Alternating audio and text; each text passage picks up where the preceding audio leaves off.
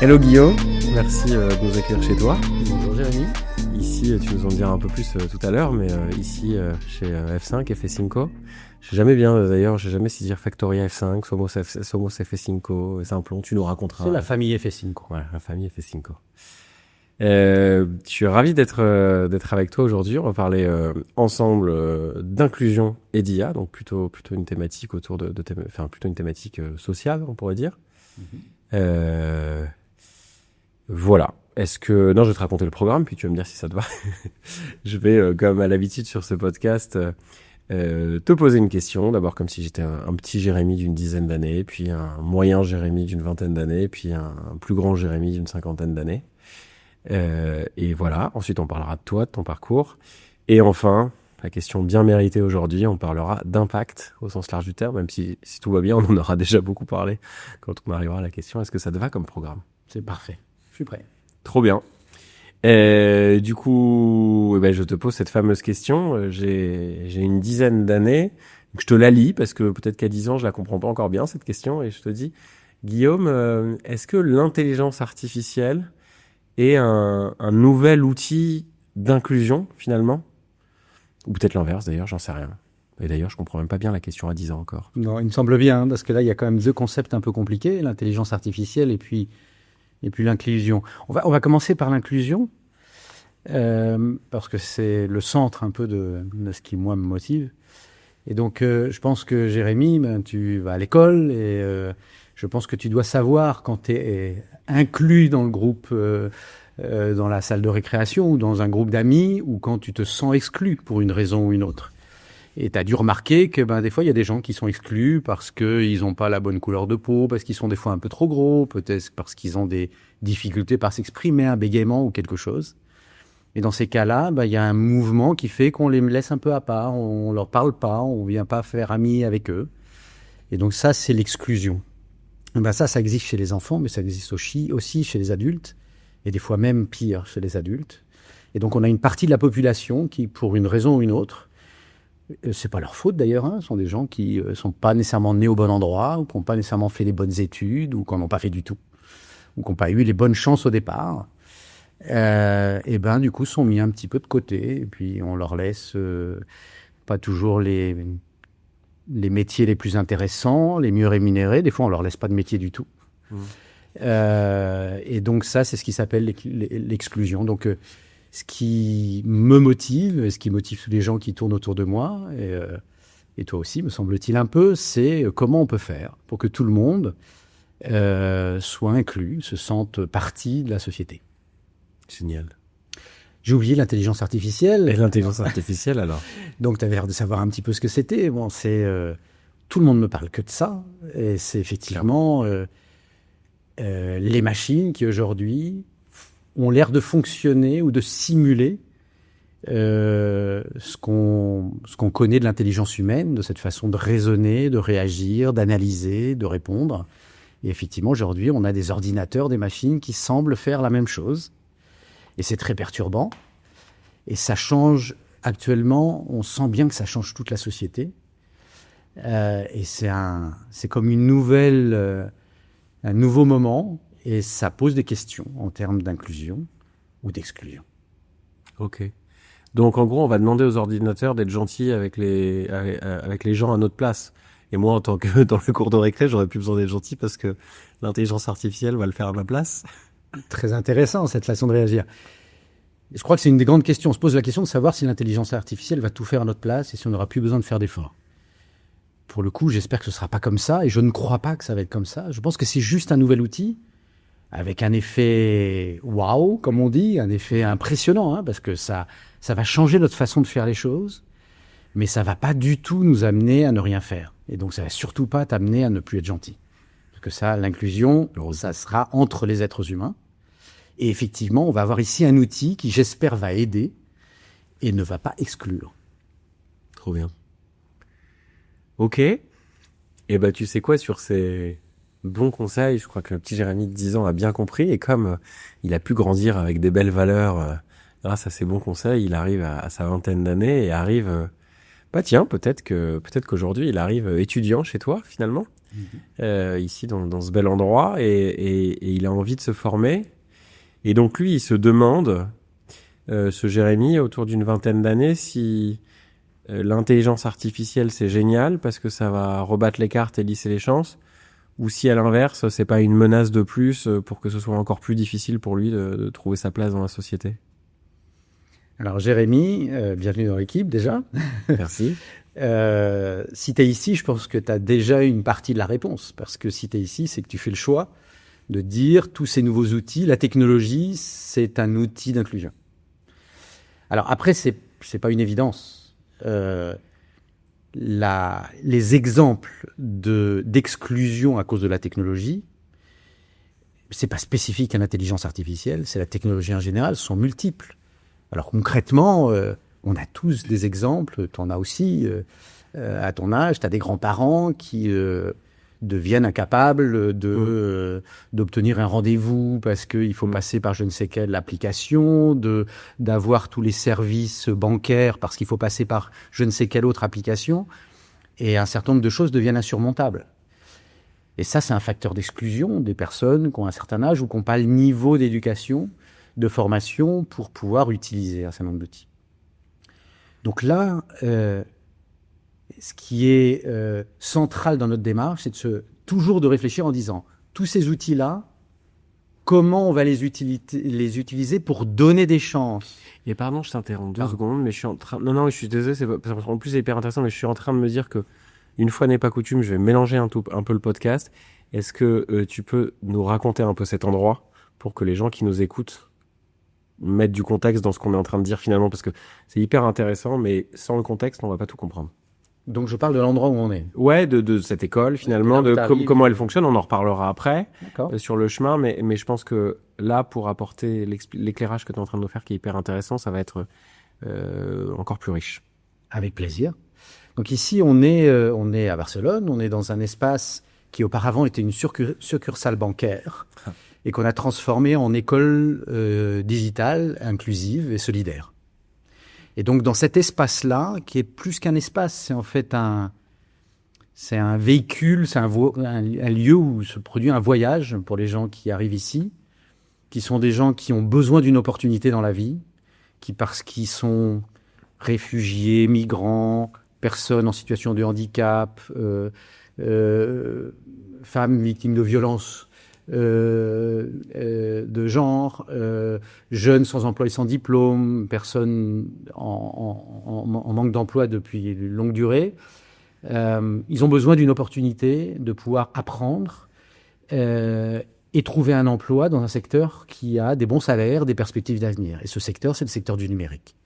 Donc ici, les gens sortent de chez eux, de leur quartier, et rentrent dans un espace qu'on a voulu accueillant, coloré, fonctionnel, aussi assez proche des espaces que créent les entreprises technologiques, pour qu'ils arrivent à dépasser ce qui est vraiment le plus difficile pour eux, c'est le syndrome de l'imposteur.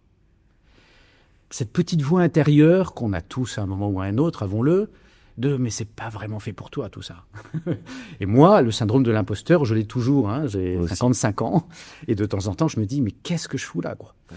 Et donc, les personnes qui viennent d'un quartier difficile, qui viennent d'une situation familiale compliquée, ou à qui toute la société leur a dit tout le temps, mais t'as pas de place. T'as pas de place, tu sais rien faire, t'es un bon à rien. De se dire, je vais avoir le droit d'accéder là, et en plus, ça va être un lieu où je vais me sentir bien et je vais pouvoir donner tout mon talent, c'est très compliqué. Donc l'espace, il permet que les gens petit à petit s'ouvrent, apprennent et prennent confiance. Et c'est un travail qui se fait pas juste en quelques jours, c'est quelques mois et même plus longtemps que ça. Donc on maximise les chances qu'ils se sentent à l'aise et qu'ils se referment pas sur eux, même s'ils ont toutes les compétences qu'il faut. C'est pas suffisant. Il faut qu'ils aient la sensation d'être chez eux. Donc cet espace, c'est ça. Trop bien. Et du coup, alors on reprend le fil de ce qu'on était en train de se dire. Comme je t'ai coupé la parole, je vais essayer de revenir au même endroit. J'étais en train de me demander, moi à 20 ans, qui arrive étudiant chez toi, donc ici, voilà, ça. Si cette intelligence artificielle, tu avais commencé à l'expliquer, et va me permettre de surmonter tout ça. J'ai plutôt l'impression que oui, enfin en tout cas que j'ai plus d'outils qu'avant, c'est mon impression. Mais d'un autre côté, j'ai aussi un peu peur parce que j'entends à tous les coins de rue que l'intelligence artificielle va détruire du boulot, etc. Et je me dis, oh là, si déjà c'était difficile pour moi il y a quelque temps, si j'ai un espèce de méga concurrent qui est l'IA en plus, est-ce que je vais pas encore moins y arriver? Je sais pas. Bah, soyons honnêtes, hein, je pense que les deux choses existent. On a l'excitation de ce nouvel outil qui ouvre des possibilités fantastiques. Et puis, ça génère des peurs. Enfin, c'est plus que normal parce qu'on ne sait pas exactement où on va. Et puis surtout, ça va dépendre de ce qu'on fait de cet outil. Et cet outil, il a des potentialités. C'est comme la radioactivité nucléaire. Alors, je pense qu'on est dans cette catégorie de technologie. Et ça peut apporter le meilleur. Enfin, le nucléaire peut apporter, le nucléaire ou la radioactivité, la découverte de la radioactivité nous a permis de faire un bond prodigieux en médecine et de progresser beaucoup dans le soin et dans le diagnostic. En même temps, ça a aussi généré l'arme nucléaire dont on connaît les désastres. Donc, l'énergie nucléaire, je laisse aux gens décider si c'est plutôt positif ou négatif, chacun aura son idée. Mais je pense qu'on est dans cette catégorie d'innovation. Donc, ça va dépendre de nous. Et donc, je pense qu'ici, ça fait partie de mon engagement, c'est on veut faire notre part de cette transformation positive pour que cet outil donne des résultats très puissants en faveur de l'inclusion. Et donc, tu t'incorpores dans l'équipe. Je vais essayer de garder le Jérémy, le Jérémy qui s'incorpore dans l'équipe. Nous, on a fait le choix, qui est un choix assumé, peut-être un peu risqué, de se dire, on va utiliser la technologie, on va même hacker tout ce qui se passe autour de l'IA, autour de la technologie, en faveur des gens qui ont besoin d'opportunités que la vie n'a pas favorisées à la base pour les raisons que j'ai évoquées avant. Et donc là, on se gratte la tête et on essaye de trouver tous les moyens pour mettre au service l'IA, mettre au service la technologie en général, pour que ces personnes-là se forment avec les compétences dont on a besoin pour travailler dans l'IA, pour qu'ils ne soient pas que des utilisateurs de l'IA aussi, mais pas uniquement, pour qu'ils puissent également développer autour de l'IA, pour être de l'autre côté, comprendre comment ça marche, comprendre quels sont les risques et quelles sont les opportunités, et grâce à l'IA, développer des outils qui seront plus inclusifs, c'est du moins le pari qu'on veut faire. Donc on a un secteur, à ton âge, je te le comprends bien, il y a un secteur du numérique qui a un énorme besoin de talent. Il y a un énorme manque de professionnels. Et donc, notre opportunité, c'est qu'on va former des professionnels, mais on ne va pas les chercher là où d'habitude on va les chercher. On va les chercher dans les populations qui sont très peu représentées dans les métiers du numérique, les femmes, les personnes en situation de handicap, des personnes de toutes origines. Et nous, on a une diversité prodigieuse. Et on va les former pour qu'ils s'intègrent dans le secteur du numérique. Et là, on a un pari aussi, c'est qu'en plus de trouver un boulot, ces gens-là vont mener avec eux leur expérience de vie et vont aussi les mettre dans les outils qu'ils vont développer. Donc dans les applications, dans les web, Et ça, on espère vraiment que ça va avoir un impact systémique, un impact pour que effectivement les outils soient plus faciles à utiliser. On parlait tout à l'heure des outils bancaires pour les personnes un peu plus âgées, par exemple, mais pas uniquement les personnes plus âgées. Des fois, on a des outils où on se dit c'est vraiment fait par des ingénieurs. Sauf que les ingénieurs, c'est quoi en pourcentage de la population? C'est très petit. Nous, on veut des outils qui soient utilisables par tout le monde. Extraordinaire. D'ailleurs, je m'en veux parce qu'en intro, j'ai dit qu'on allait parler de thématiques sociales, mais ça va beaucoup plus loin. C'est sociétal, en fait, parce que c'est ce que tu disais. L'impact va bien au-delà du coup de pouce que tu donnes à ces personnes. C'est-à-dire que il y a un effet en cascade qui fait que ça entraîne un changement, qui en entraîne un autre, etc., etc. Et donc, potentiellement, il y a une mission qui a un impact sur la société, j'imagine. Alors moi, je suis pas de la génération, c'est probablement mon âge, mais je suis pas de la génération de ceux qui disent je vais changer le monde, parce que moi, je fais ma part. C'est un peu la parabole du colibri qui, moi, me plaît beaucoup. C'est je fais ma part, et puis j'espère que les autres, à voir qu'on fait notre part, vont avoir envie de faire la leur. Et à ce moment-là, le changement peut devenir profond. On forme quelques centaines de personnes par an, 600, suivant les années. On espérait passer encore un peu plus à l'échelle, atteindre beaucoup plus de personnes. Ça ne va pas révolutionner le monde du numérique. Je ne vais pas changer le monde et les GAFA. Néanmoins, on fait notre part.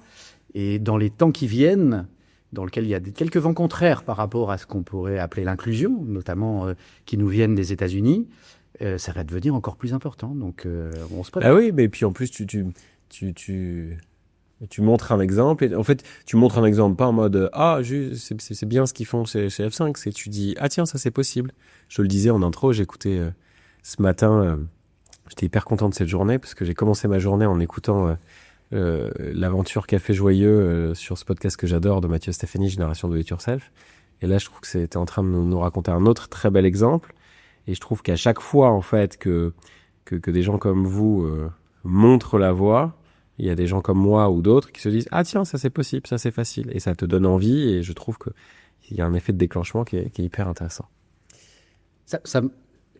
C'est tout, c'est ça. Le changement ne pourra exister que s'il est collectif. Et donc, il faut faire notre part. Voilà, donc à tous les auditeurs et les auditrices, est-ce que vous faites votre part ? C'est une question qui se pose. L'IA, ça ouvre le champ des possibles. La technologie ouvre le champ des possibles. C'est extraordinaire de voir qu'un jeune crack ou une jeune crack de 17 ans, avec un talent pour le numérique, etc., va pouvoir impressionner, apprendre à quelqu'un qu'on a 50 ou 60, 50 dans le domaine. Et c'est une révolution complète, parce que dans tous les siècles précédents, ce qui drivait tout, c'était le savoir. Il y avait des gens qui savaient, donc les avocats, les médecins, les professeurs, etc. Et là, la table est renversée, parce que le savoir est plus si important que ça. C'est beaucoup plus l'attitude, c'est beaucoup plus la possibilité d'être créatif, etc. Et donc, ça donne des chances à des gens qui n'avaient pas les cartes en main pour des raisons d'âge ou des raisons diverses et variées, de brusquement pouvoir les prendre et faire des choses extraordinaires. Donc, c'est ça qui est passionnant. Enfin, moi, je trouve ça passionnant. C'est presque, d'une certaine manière, une nouvelle révolution cognitive, en fait, l'intelligence artificielle. Parce qu'avant, pour apprendre... Il y a un autre invité m'expliquer ça, me raconter, en fait, tu te rends-toi compte que avant l'écriture, tu apprenais du petit cercle de 3, 4, 5 personnes qui sont autour de toi. Puis l'écriture est arrivée, donc tu commençais à avoir accès aux écrits d'autres personnes, mais c'était encore assez limité physiquement. D'abord, il fallait pouvoir acheter un livre ou que sais-je, un papyrus, on va pas partir trop loin non plus, mais voilà. Et puis Internet est arrivé, donc ça a ouvert le champ des possibles, mais c'était encore limité, entre guillemets, jusqu'ici, à la capacité qu'a notre cerveau à engranger telle quantité d'informations. Et là, on saute cette limite, quoi. C'est-à-dire que c'est que je peux avoir, je dis toujours, c'est quelque chose qui fait flipper certaines personnes, mais j'ai la possibilité d'avoir un cerveau bis sur le côté, sur mon ordinateur. Et moi, je suis d'accord avec toi. Je trouve que c'est, en ce sens-là, un facteur d'inclusion, parce que un crack de 17 ans... à qui on n'a pas donné les moyens, s'il a la chance d'avoir un ordinateur et une connexion Internet, même s'il n'a pas la chance d'aller à telle ou telle université, il va pouvoir devenir aussi bon, voire meilleur que celui à qui on a donné des super études. Absolument. Mais après, tout ça est théorique si on n'est pas capable de passer les barrières humaines et sociales. Et c'est un peu ça notre travail, c'est de faire... Je parlais tout à l'heure du syndrome de l'imposteur ou de l'impostrice. On ne dit pas ça, si peut-être. Je n'ai pas l'habitude de présenter mes modèles en français, plutôt en espagnol. C'est des barrières mentales qu'on a. Non, mais je m'interdis de faire ça parce que je ne me sens pas légitime, parce que je ne suis pas à la hauteur, parce que toutes ces peurs qu'on a à l'intérieur. Donc là, il faut combattre la peur, clairement. Il faut oser faire des choses. Et si on se libère de ça, presque tout devient possible aujourd'hui. Ok. Donc les limites sont humaines, une fois de plus. Ok. Ouais, c'est hyper risqué ce que je vais faire, mais je me donne même envie de prendre un engagement. Et comme Manard est derrière la caméra et que c'est toujours lui qui fait une grande partie de la technique, tu sais quoi ? Je me dis qu'en fait, la plupart des gens ici parlent notamment espagnol. Et tu le sais, avec Eleven Labs, on se sert de l'IA. Je sais pas si c'est de l'inclusivité, faut pas exagérer, mais on enregistre en français. On le fait en anglais. Et là, je vais avoir quelqu'un qui va peut-être me faire les gros yeux, mais je pense que ton épisode va être le bon moment pour passer aussi en espagnol. Donc, ça va doubler notre travail. Mais je pense que ça va être cool. Et du coup, allez, c'est très risqué ce que je fais de m'engager en direct comme ça, mais on va s'engager à faire cet épisode aussi en espagnol. Et tu vois, je trouve que c'est encore un petit exemple de l'IA permet ça. C'est-à-dire que Avant l'IA, il aurait fallu soit qu'on sous-titre ou qu'on enregistre 3 fois. Vous payez beaucoup. Ou payer cher, ou avoir... Ouais, exactement. Et là, on peut le faire plus facilement. Trop bien. Moi, je pourrais partir dans tous les sens avec toi sur ces sujets-là. Donc, c'est à moi de me canaliser aujourd'hui. Du coup, je vais quand même passer au troisième Jérémy, qui a plutôt 40, 50 ans. Alors, je vais prendre son rôle traditionnel. Il est dirigeant d'une boîte. Ouais, allez, tu sais quoi, on va faire un peu d'anti-vente. Il est pas réac, mais bon, il est un peu à l'ancienne, quoi. Hein, donc, son équipe technique, notamment, lui, il a plutôt envie, sans même rentrer dans le racisme ou autre, mais que ce soit des gens qui aient fait une bonne école, bien reconnus, etc., qui aient déjà X années d'expérience, ce qu'on voit souvent, finalement, il y a cette espèce de côté où quand on recrute dans les équipes techniques, il faut déjà avoir 10 ans d'expérience, tout vu, tout fait, telle et telle école, etc. Et donc lui, c'est pas qu'il est fermé, mais il est très très très sceptique à l'idée de travailler avec des gens de chez toi, ou plus généralement des étudiants ou des étudiantes, ou d'ailleurs des non étudiants ou non étudiantes qui simplement ont appris de chez eux avec les tutos, les réseaux sociaux, l'intelligence artificielle et autres. Est-ce que tu crois que tu arriverais à le convaincre, celui-ci, de changer un peu son mindset ? Alors, peut-être. Bon, ça va dépendre un peu de lui, hein, quand même. Mais des profils comme celui-là, enfin, ou comme toi, il y en a beaucoup. Et puis, il y en a beaucoup avec des bonnes raisons, d'ailleurs, hein, parce que finalement, être CEO d'une boîte, ça suppose d'avoir des clients, des entrées d'argent, des salaires à payer, des deadlines. Oui, directeur technique. Tiens, disons que je suis CTO d'une grande banque, tu vois, comme ça, au moins, là, pour le coup, j'ai une grosse équipe. Il y a dans les équipes techniques quelques centaines de personnes. Donc, moi, ce que j'aurais tendance à lui dire, pour le convaincre, d'abord, c'est, OK, on est conscient que c'est un travail dans lequel la question de la diversité et de l'inclusion, gros débat actuellement, les politiques de diversité et d'inclusion, c'est pas ton sujet central. Ton sujet central, c'est assurer que le boulot soit fait, que soit fait de la meilleure qualité possible, de la façon la plus efficiente, que les clients, quels qu'ils soient contents et que la machine roule. OK ? Donc évidemment, c'est plus que légitime de vouloir recruter les meilleurs profils dans les meilleures écoles, peut-être même celles que tu connais déjà, parce que là, pour le coup, on est plus ration. Sauf que le problème, c'est qu'il n'y a pas assez de profils. Donc,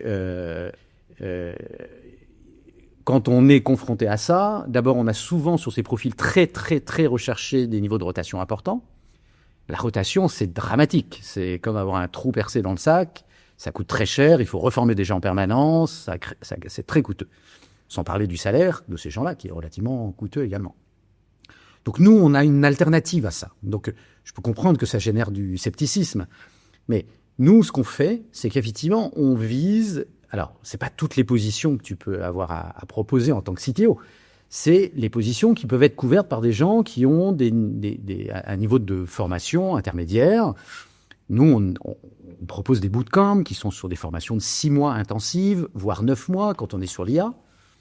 Et là, on a un premier niveau d'expérience. Voilà, on ne forme pas des ingénieurs en 6 ou 9 mois. Mais il y a plein de choses à faire dans la tech avec ce niveau de compétence. Il n'y a pas besoin de payer plus. Ça parle en général un CTO. Ouais, c'est vrai, ouais. Oui, puis si tu me dis que finalement, j'ai pas besoin de mettre les gros salaires dès le début tout le temps, c'est aussi une manière différente peut-être de me convaincre. Plus pragmatique. Je crois que oui. Ensuite, les profils que nous, on forme sont des profils qui viennent de situations... Alors, en général, je ne dis pas ça de façon très explicite à un CTO, je vais être honnête, mais ce sont des gens qui ont des expériences de vie. Je ne parle pas de vulnérabilité, parce que là, tout de suite, il y a des red flags qui se montent.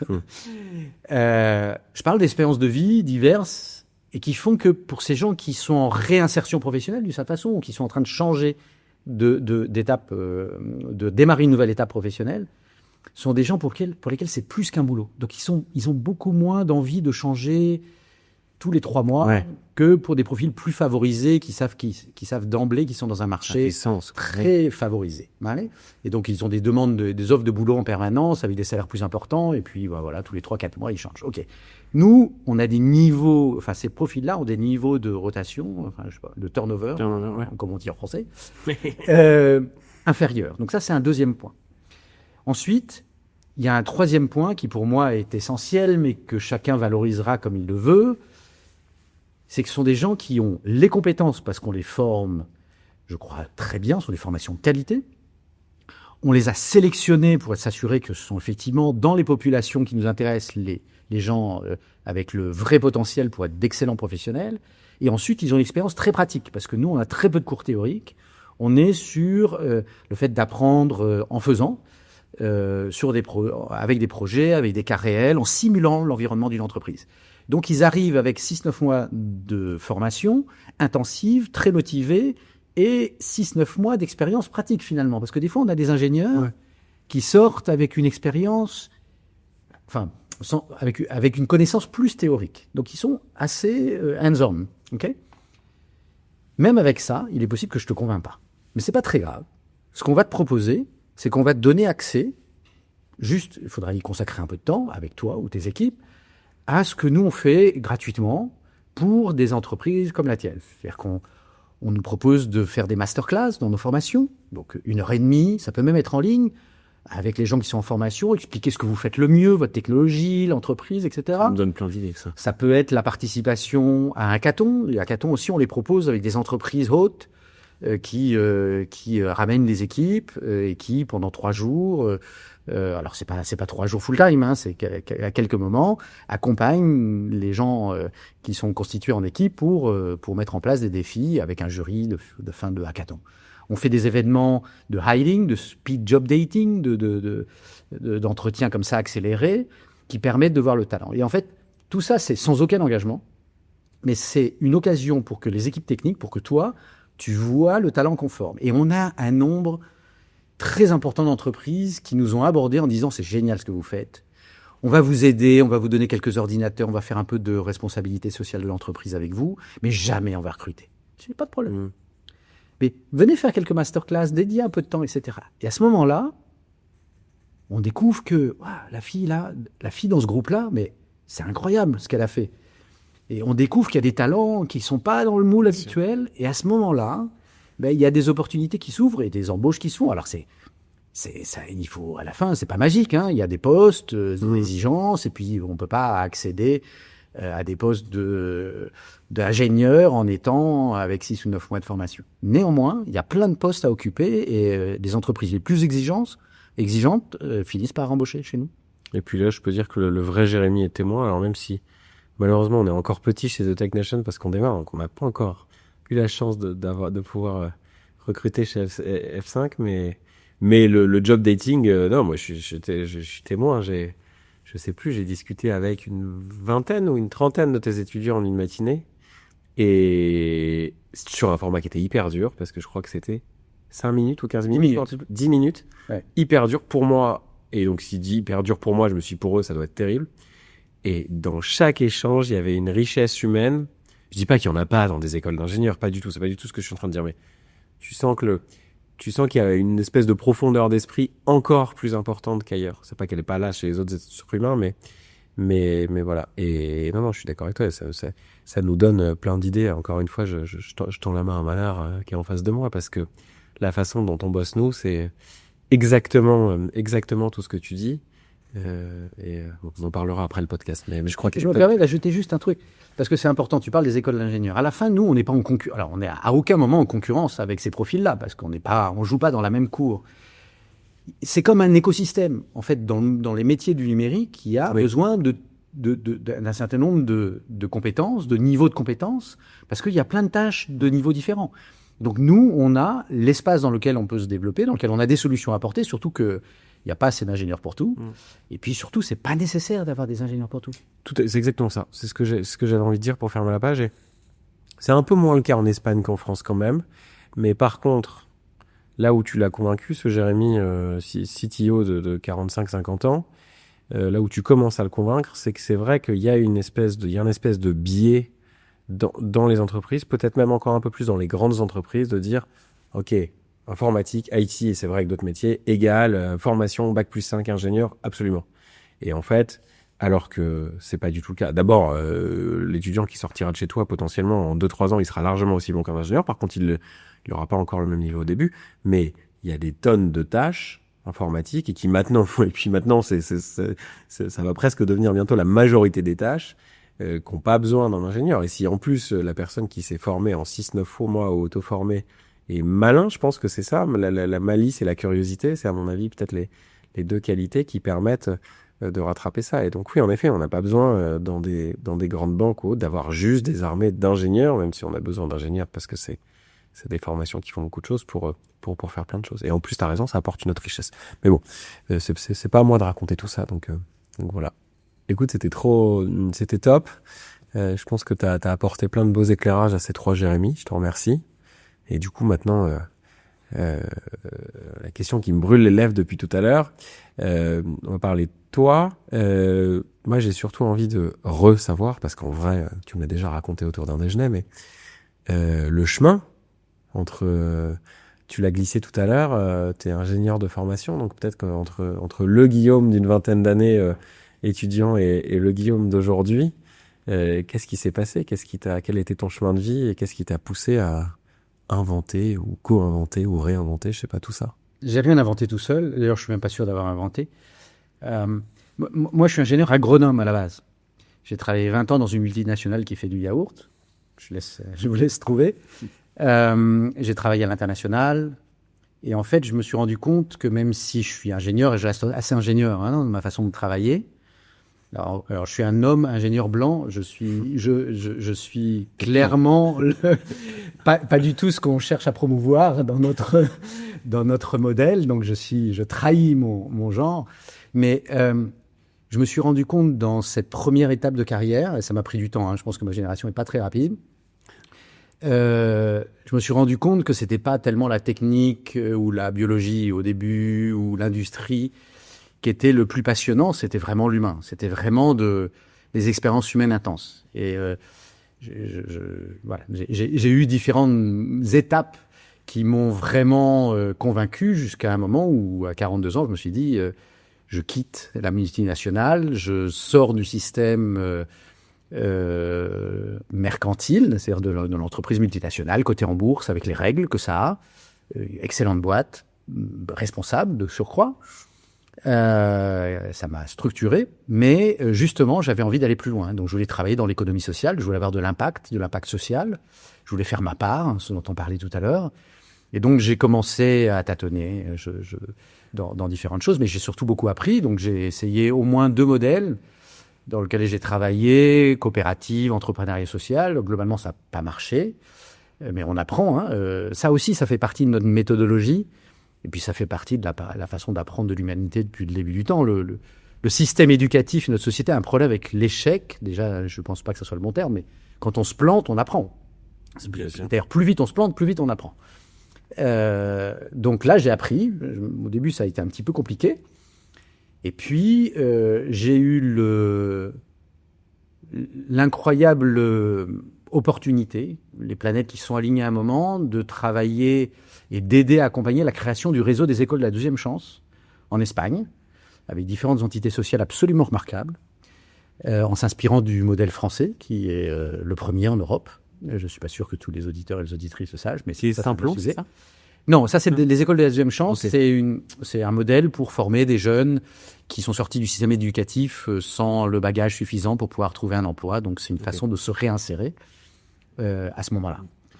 Et donc, effectivement, à partir de là, on s'est dit, mais il y a un truc qui ne va pas. Et je n'étais pas tout seul, on était 4 personnes.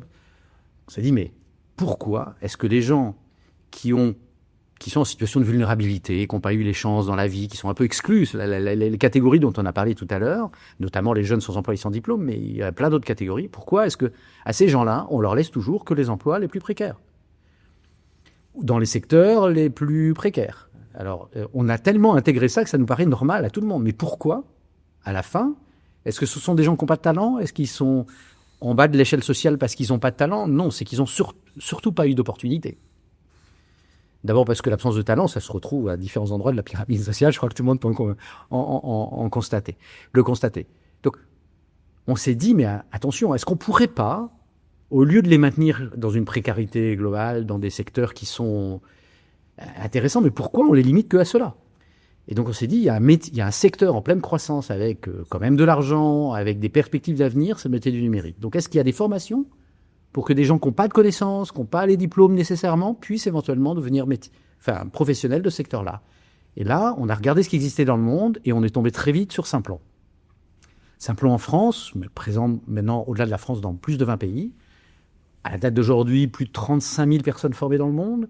Un modèle où ils ont eu l'idée folle de se dire on va hybrider les bootcamps à la sauce Silicon Valley, si on sait pas, enfin je peux expliquer ce que c'est, mais je n'ai pas envie de trop m'éloigner, avec la pédagogie active, c'est-à-dire avec apprendre en faisant, apprendre en se trompant et en corrigeant, apprendre par projet avec des pairs et pas uniquement avec quelqu'un qui sait tout et qui nous explique tout. Comme pour rester dans l'écosystème français, ce qu'est l'avènement des écoles comme Epitech, 42, etc., c'est ça ou... Alors, oui, c'est une pédagogie un peu différente de la 42 et d'Epitech, mais là, à nouveau, moi tout à l'heure, je parlais d'écosystème, on a besoin de différents dispositifs. C'est un dispositif pour moi singulier, qu'on met en œuvre en Espagne, et qui vraiment permet d'atteindre des gens qui n'ont pas les diplômes ou pas la connaissance préalable, et des fois des bagages un peu compliqués de vie. Et en 6 mois, ils sont prêts. Ils sont prêts pour devenir développeurs web, par exemple. En 9 mois, il faut pour développer dans le secteur de l'AIA. Et ça marche. Je pourrais en parler des heures, mais on n'a pas des heures. Donc, je vais donner juste un message qui va donner une idée du côté atypique de cette pédagogie, de son efficacité. Plus nos promotions, qui sont en général de 24-25 personnes, sont diverses, plus la courbe d'apprentissage est rapide. Ok. C'est totalement contre-intuitif. Le secteur éducatif nous dit depuis le début qu'il faut ça se dit encore en France aujourd'hui, ça me mérite le poil, il faut aller par classe de niveau. Si tout le monde n'a pas le même niveau, ça marche pas. Et ben nous, d'avoir quelqu'un de 17 ans sans le brevet des collèges, d'avoir un ingénieur au chômage depuis 5 ans de 55 ans, d'avoir une femme migrante qui vient de son pays d'origine, voilà. Mélanger tout ça, eh ben c'est bien mieux que d'avoir une classe de niveau. Parce que la pédagogie s'appuie sur les diversités d'expériences. Et en plus, ça crée une communauté d'apprentissage spectaculaire qui survit au bootcamp. C'est-à-dire qu'au-delà du bootcamp, les gens gardent le contact, s'appuient entre eux, y compris dans les démarches successives de recherche d'emploi ou d'évolution ultérieure. Wow. Ouais, parce que l'humain est riche. Donc, si en plus du fait que votre pédagogie apprenne la partie technique, que les gens apprennent les uns des autres par leur expérience humaine. Puis comme tu disais, pardon de le dire comme ça, mais ce gamin de 17 ans, entre guillemets, j'imagine qu'il doit apprendre plein de trucs à ce type de 55 ans et vice-versa. Des choses très différentes, mais qui apportent beaucoup à l'un et à l'autre, je suppose, dans les deux cas, non ? Complètement. En fait, d'abord, dans les critères des entreprises au moment de l'embauche, il y a des critères techniques, c'est certain, mais il y a aussi, et peut-être parfois avant tout, des critères d'attitude. Donc des compétences transversales, donc la motivation, la créativité, la capacité d'adaptation, le travail en équipe. Voilà. Donc ça, c'est des choses qu'on développe dans la dynamique du bootcamp. Ensuite,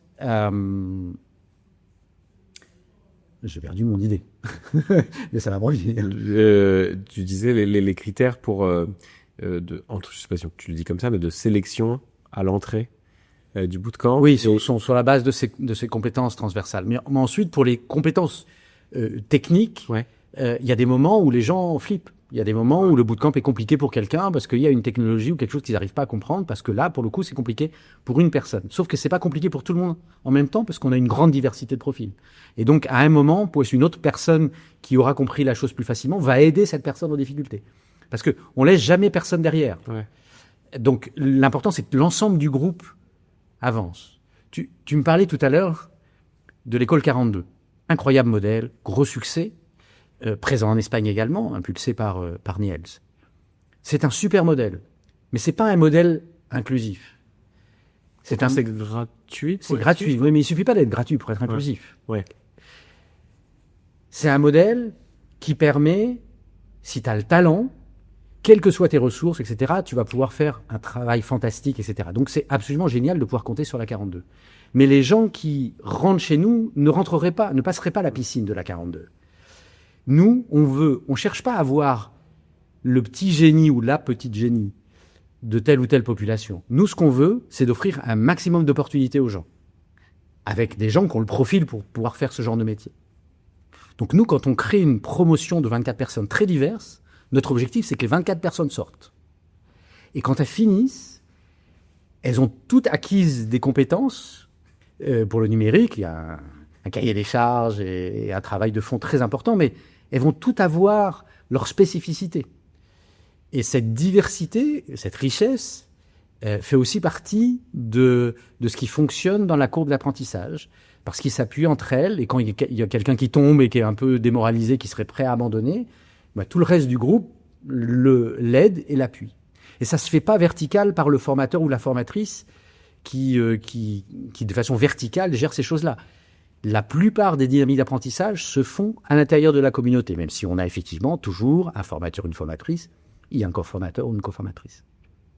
Ok, génial. Et alors, pardon, la question de base, c'était ton chemin à toi, mais encore une fois, je t'en ai écarté. Et donc, tu étais au moment où vous avez trouvé Simplon. Et ça s'est pas arrêté là, puisque du coup, vous avez créé cet endroit, cette école que tu nous as expliqué, et d'autres choses. C'était vraiment le début. Et où est-ce que ça en est aujourd'hui? Donc, comment ça a évolué? Si tu peux nous faire maintenant la marche rapide entre ce moment où vous êtes retrouvés à 4 et où vous avez trouvé Simplon et vous avez eu envie de créer ça ici et aujourd'hui.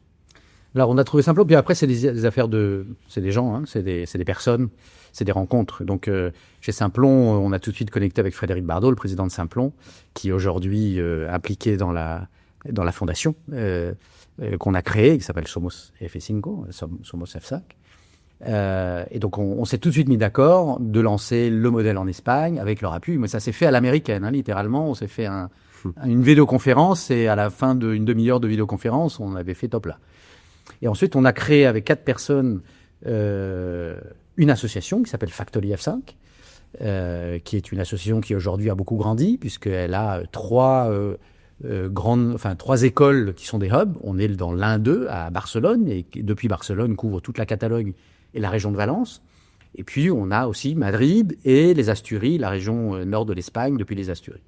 Et donc, on a créé cette association pour former les gens, comme je l'expliquais antérieurement. Et puis, on a commencé à regrouper et à associer d'autres entités sociales. Dans d'autres territoires, on n'était pas présent, en se disant, on ne veut pas faire ça seul, parce que, ce qu'on a dit au début, hein, chacun doit faire sa part. Donc, on a trouvé une coopérative qui s'appelle Peñascal, au Pays Basque. On a trouvé une fondation en Andalousie, région socialement relativement compliquée en Espagne, avec des besoins d'opportunités d'emploi. Séville, même juste en Extrémadure, la fondation Don Bosco, et à Malaga, une cité, une ville en pleine croissance technologique en Espagne, avec une association qui s'appelle la Raval.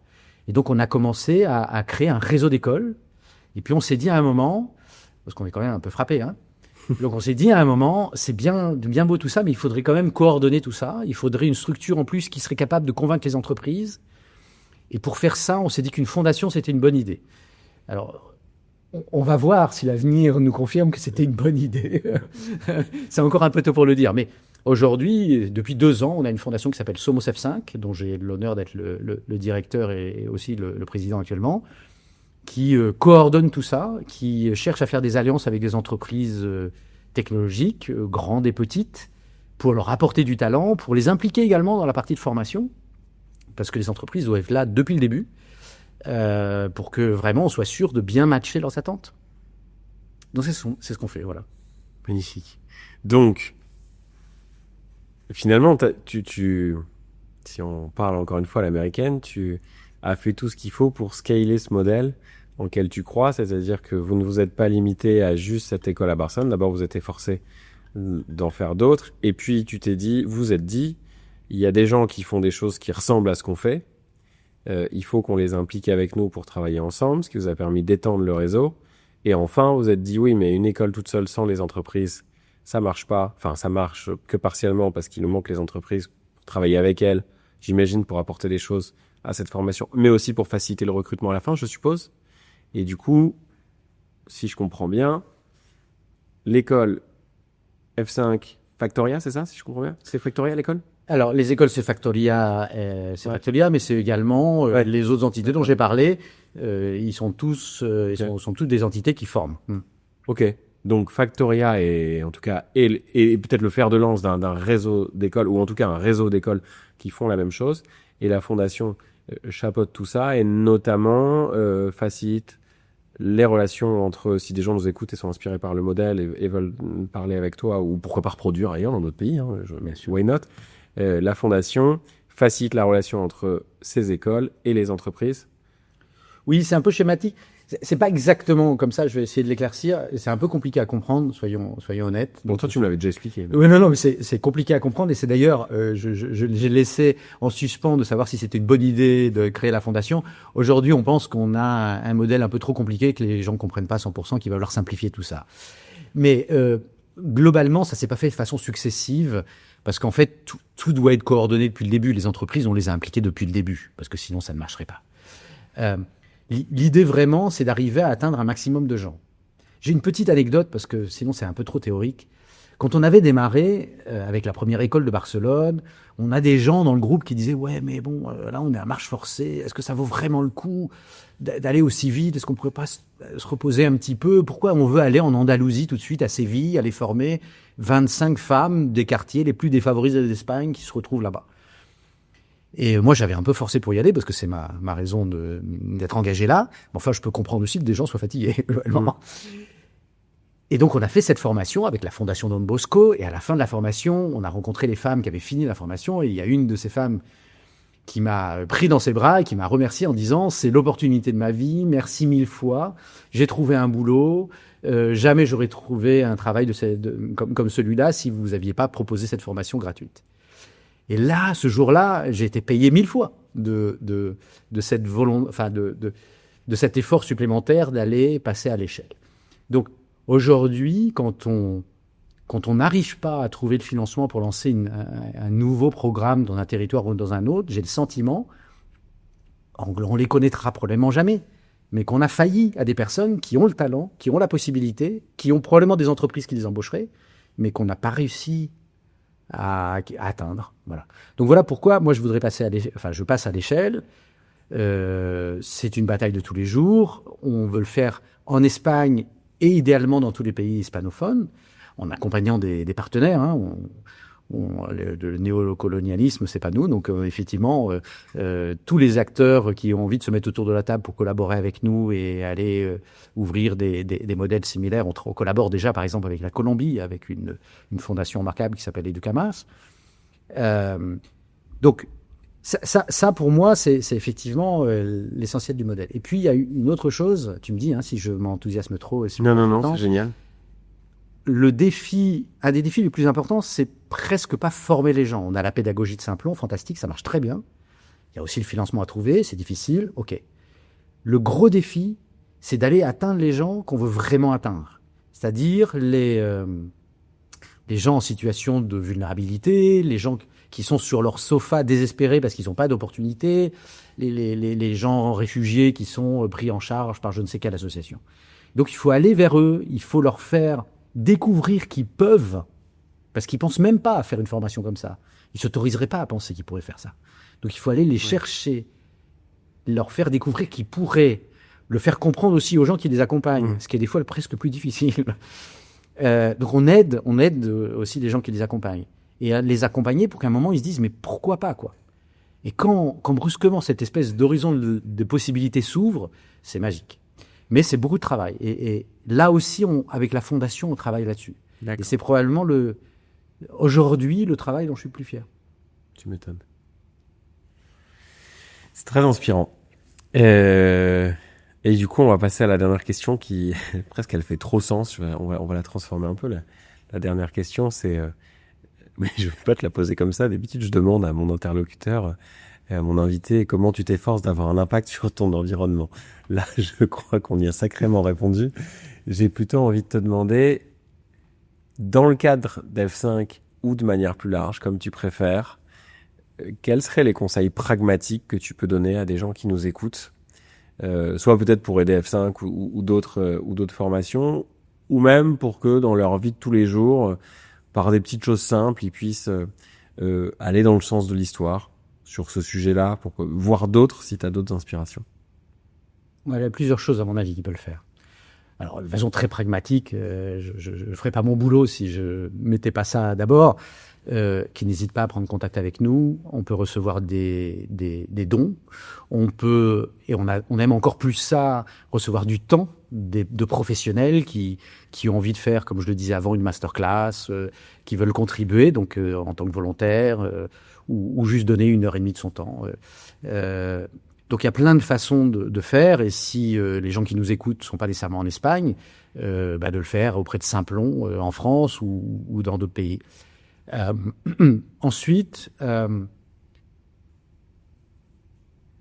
la deuxième chose, c'est vous êtes dans une entreprise qui a des profils technologiques et vous voulez nous mettre en relation parce qu'il peut y avoir des embauches possibles, parce que cette entreprise peut avoir envie de participer à un événement de speed job dating dont je parlais avant, tout ça étant gratuit, d'aider à créer des ponts, parce qu'en fait c'est le plus important, de créer les ponts entre des entreprises, des financeurs, des personnes qui ont envie de faire leur petite part, et ça peut être juste 1h30 de temps ou la participation, comme tu l'as fait, à un événement d'embauche. Et puis la fin de ma réponse, elle est sur le plus profond, parce que je pense qu'on a tous, quel que soit notre âge, dans le monde actuel, on a tous une petite voix intérieure quand on a un travail qui n'a pas la chance d'être... je suis très heureux de faire, je ferai aucun autre métier du monde, j'en ai fait plusieurs, voilà, quelqu'un qui a un travail qui le rémunère, qui le valorise probablement, ou la valorise, mais qui manque peut-être un peu du sens dont on a tous besoin pour avoir envie de se lever le matin, de bien rester en contact avec cette envie de sens, de la laisser mûrir, parce que c'est pas que, voilà, il y a un moment dans votre carrière, dans votre vie, cette chose-là va peut-être grandir comme ça a grandi pour moi. C'est à 42 ans que j'ai passé le pas en disant, je vais laisser un boulot bien rémunéré, je ne vais jamais retrouver le niveau de salaire, je confirme, que j'avais avant, mais je vais faire ma part et puis ça va me remplir de sens et d'expérience humaine forte. Et donc, on a besoin que beaucoup de gens se joignent à ça. Tout le monde ne le fera pas, mais il y a plein de gens qui ont cette petite voix intérieure, donc l'écouter et la faire grandir. Et puis le jour où on pense qu'on peut passer, un peu comme on saute dans la piscine, sauter. Ouais. Ok. Plein de sentiments qui me traversent. J'en ai un marrant, c'est que j'ai envie qu'on finisse cet épisode parce que j'ai 2 trucs dont j'ai très très envie de parler de toi. Et puis je me dis, j'ai failli le faire au micro, mais je me dis non, parce que si je prends des engagements et que j'arrive pas à les tenir, au moment où l'épisode sort, je vais me sentir beaucoup trop honteux. Donc on en parlera hors micro. Écoute, c'était vraiment passionnant, comme à chaque fois que je discutais avec toi. Moi, ça m'a donné plein d'idées, ça m'a fait envie de faire plein de choses. J'espère qu'on aura transmis un peu de ça aux quelques personnes qui nous écouteront. Merci infiniment pour cet épisode, et puis de manière plus générale, merci de faire ta part, probablement un peu plus que la plupart des gens, et espérons que de plus en plus d'entre nous aient envie de faire leur part avec des gens comme toi. Je l'espère aussi. Merci beaucoup, parce que c'était un bel espace, et oui, faisons notre part, tous. Voilà. À bientôt. Merci à ceux qui nous ont écoutés, et puis merci à tous ceux qui aident à produire ce podcast. À bientôt. Merci.